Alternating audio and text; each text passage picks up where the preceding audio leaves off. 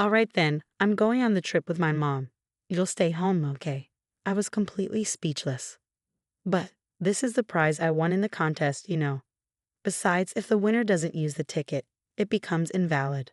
I tried to explain, but before I could finish, my husband, Mike, interrupted with something shocking. If you don't like it, we can get a divorce. Excuse me? I'm saying that if you can't go along with what I want, we'll get a divorce. In that moment, whatever affection I had for my husband vanished. My name is Sasha, a 30-year-old office worker. I attended an all-girls school from middle school through university and entered the workforce without ever having a proper conversation with a man. My job kept me so busy that I never had time to fall in love, and before I knew it, I was 25. Realizing I needed to change this, a friend arranged a blind date for me. That's how I met my first boyfriend, a freelancer who lied about being an office worker.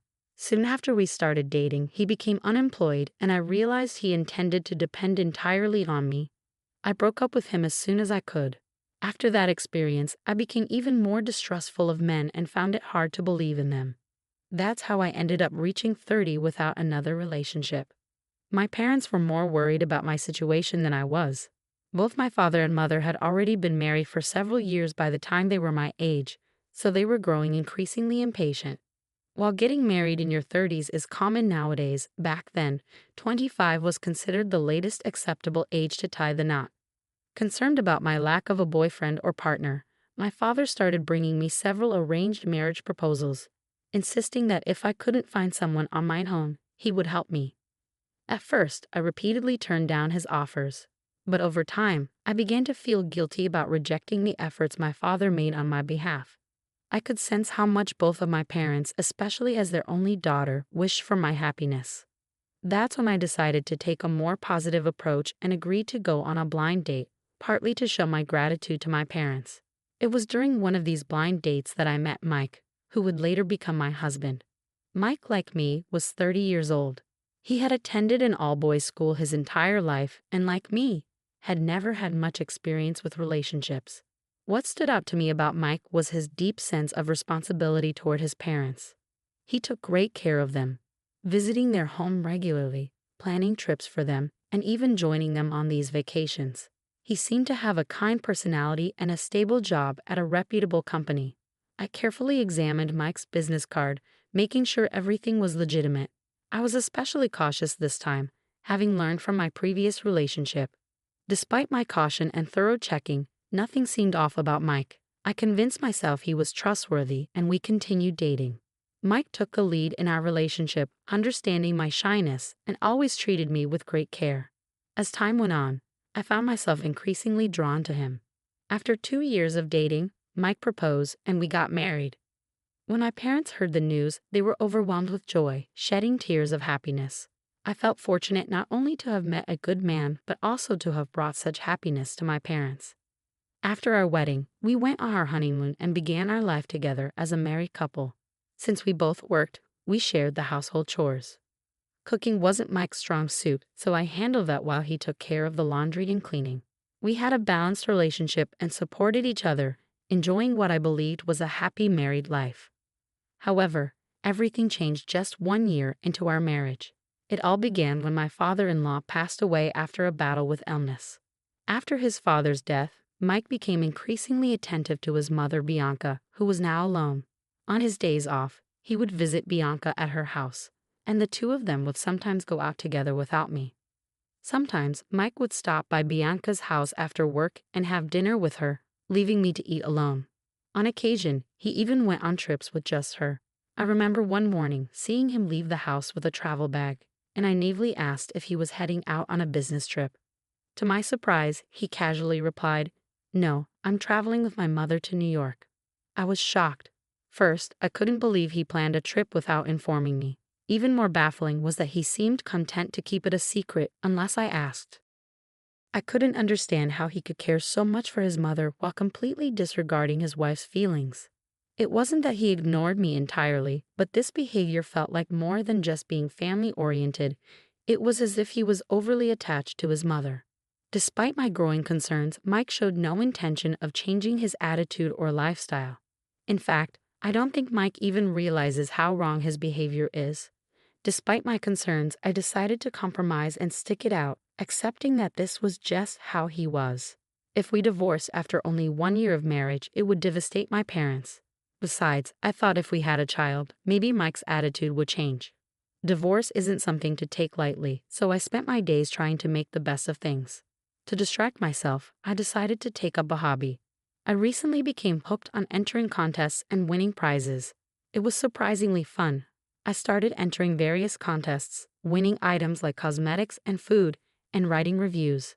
Then, one day, I won something much bigger, a pair of airline tickets to Guam. I was so shocked that I reread the email 3 times, unable to believe I had actually won such a grand prize.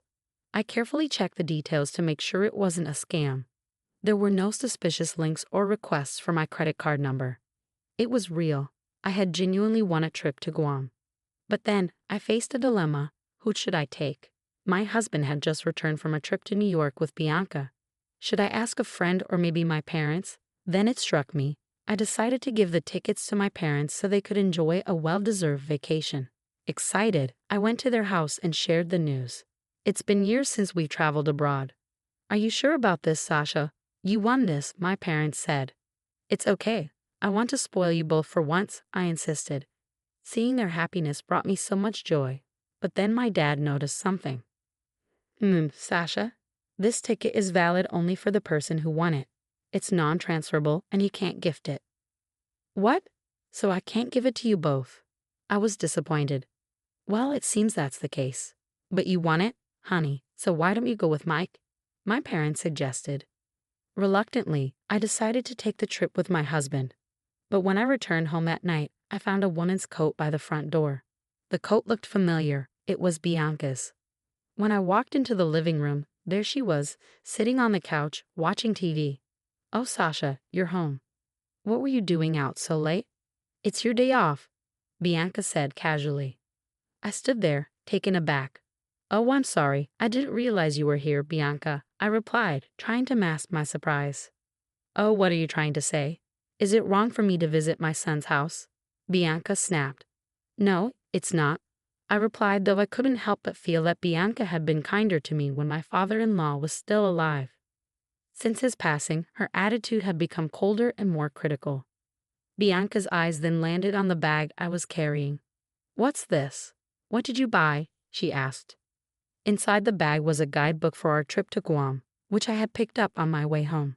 Oh, it's nothing, I said, trying to downplay it. Just show it to me. Huh? Why? Just show it, she insisted, snatching the bag from me before I could react. Guam? Are you just trying to treat yourself? What are you doing with Mike's earnings? I was stunned. What was she talking about? I won a pair of travel tickets in a contest, so I thought I would go on the trip with my husband, I explained. Oh, really? A prize, huh? Bianca's demeanor suddenly shifted, and she seemed almost excited. I had a bad feeling about where this was heading. Just then, my husband walked into the living room, fresh from a bath. Oh, Sasha, you're back. What's going on? I heard my mother's excited voice from the bathroom. Mikey, listen. Sasha won a trip to Guam in a contest, Bianca announced gleefully. Wow, that's great, Mike said, sounding genuinely pleased. Yeah, I replied, so I thought we could go together. I even bought a guidebook. How many people can go on that trip? He asked. It's a pair of tickets, so just the 2 of us, I answered. Mike paused, then glanced at Bianca. Her eyes widened, almost pleadingly, like a dog waiting for a treat. Okay, well then, I'm going to go on a trip with my mom. You stay home, okay? Huh? I was completely speechless. I hadn't realized Mike was this much of a mama's boy. This is the prize I won, I tried to argue. So what? We're a couple. What's yours is mine, and what's mine is my mom's, Mike said with a twisted sense of logic. No way. Besides, you and Bianca just went on a trip a few weeks ago. That has nothing to do with this. That trip was domestic, and Mike paid for it. We haven't been on an overseas trip in years. Bianca interjected, already planning their vacation. I couldn't believe what I was hearing. Hey, I didn't even agree that you two would be the ones going on this trip. Besides, the ticket would be invalid if the winner isn't there, I tried to explain. But before I could finish, Mike cut me off with something outrageous. If you don't like it, then we'll get a divorce. Excuse me? I said, if you can't listen and obey what I say, then we'll get a divorce. I never thought he would say that. Any affection I had left for him vanished instantly. Fine, do whatever you want, I replied coldly. Then why didn't you just say so sooner? You're so selfish, Mike snapped back, looking triumphant alongside Bianca, as if they had won some sort of battle.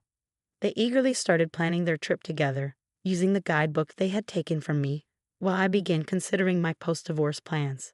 Later, my husband told me to contact the airline to confirm the trip, so I did as he asked. But I had a different plan. I asked the operator, am I allowed to give these tickets to my husband or any other relatives if I can't go?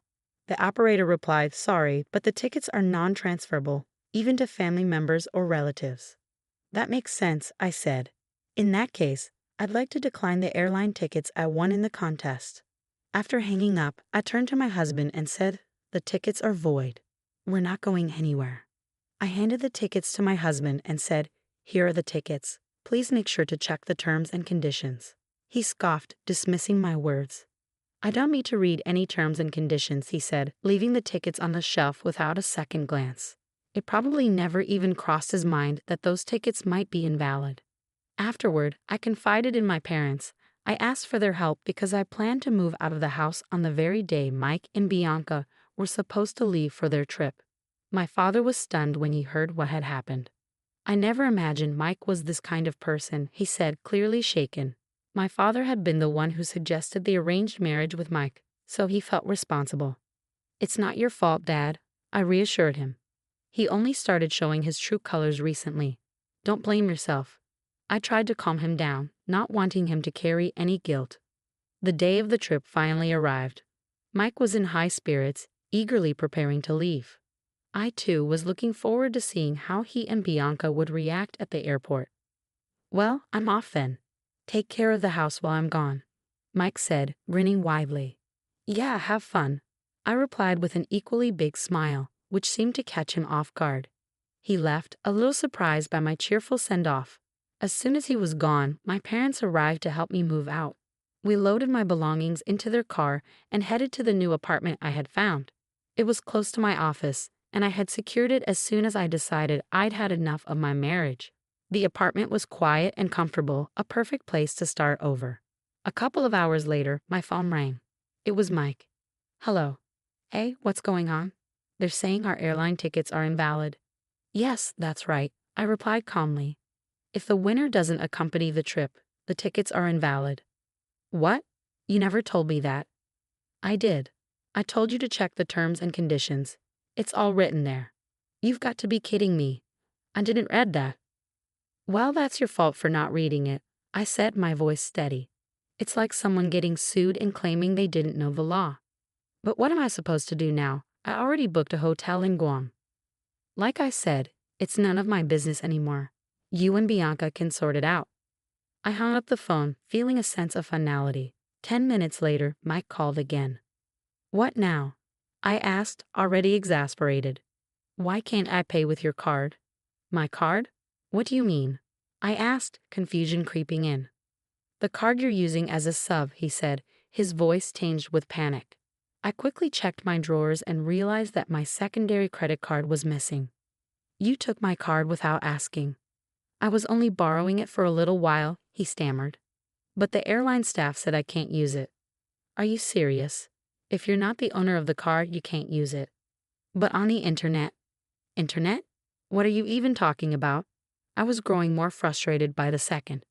Mike suddenly went silent, then muttered, oh, well, no, before hanging up. I stared at the phone, disbelief washing over me. No way. I immediately checked my credit card statement and found a list of charges I had no recollection of making. Then it hit me. My husband had been buying a lot of clothes and other things recently. He must have used my card without my permission. Furious, I canceled the card and took a screenshot of the statement history, determined to confront him later. A few days after his 3-day, 2-night trip to Guam, my husband called. What's going on? He demanded. All your stuff is gone, and you left divorce papers on the table. What the hell are you thinking? I'm thinking exactly what you think, I replied calmly. I can't live with a mama's boy who prioritizes his mother over his wife. and a thief who uses my credit card without permission. What? If you won't sign the divorce papers, we'll end up in court, I added. Court? Are you crazy? If people at work find out, then I'll request the divorce through my lawyer, I said, cutting him off. So you better cooperate quietly. Realizing he had no way out, my husband reluctantly agreed to the divorce on the condition that there would be no division of property and that he would repay all the credit card charges he had made without my consent. But my plan for justice didn't end there. I didn't have to spread the word about what happened. The news traveled fast enough on its own. My ex-husband soon called me, panicked. This isn't what we agreed on, he shouted. Everyone at work knows what happened. They're all calling me a mama's boy and a thief. I can't even show my face at the office anymore. Oh, what a shame, I replied, feigning sympathy. But I didn't say a word. Did you forget how many people were involved in setting up our marriage? The connection that had arranged our marriage was through my father, a general manager at his company, and my ex-husband's boss, a department head. They were great friends, and our blind date was arranged because my ex-husband's boss thought highly of him. But when the boss found out how my ex-husband had treated me, he was furious. As a result, my ex-husband was removed from the fast track in his career and became a pariah at work. Bianca didn't escape unscathed either. Word of her behavior spread through the neighborhood, and now everyone avoids her. She's become a recluse, trapped by her own actions. As for me, I threw myself into my work and earned a promotion, along with a raise. To celebrate, I took my parents on a long-awaited trip to Italy, where we made wonderful memories together. Although this experience was tough, I've learned a lot from it. I'm ready to find a better man and start a new chapter in my life. It's hard to believe my ex-husband turned out to be not just a mama's boy, but also a thief. There's nothing more anyone can do for him. I'm glad my family and I were able to bond and enjoy our trip to Italy. I'm confident that, with my family's support, I'll find someone truly deserving of my love. Thank you for reading until the end. Please subscribe to our channel, and we hope to see